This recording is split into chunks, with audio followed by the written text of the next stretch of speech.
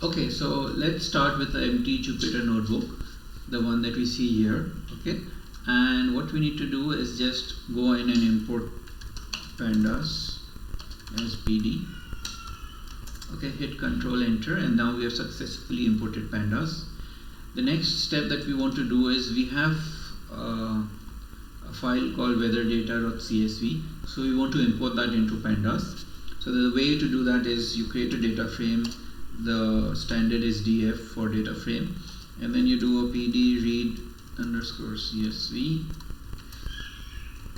Okay, and this references the current directory, and then weather underscore data.csv. Okay, so now we have loaded the CSV file as a data frame, which is df.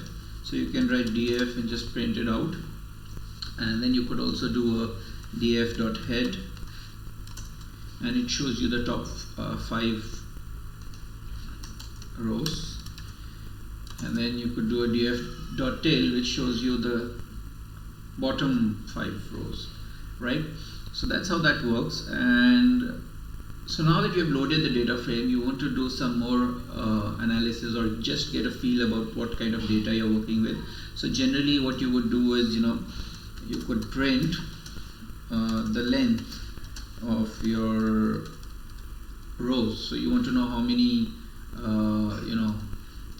rows does your data frame have, or the CSV file have.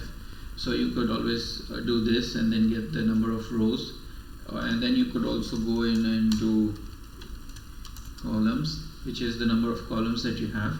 So this gives you an understanding about the, so let's say you have a big data frame. So you don't want to go in and manually keep counting 1, 2, 3, 4 and then count all the rows. So this gives you an idea about how big your data set is. So next let's look at some other methods in Panda which helps to understand the data, and then we'll also look at other features where you can work with these empty values, because most of the times the data has empty values also. Right, see you in the next video.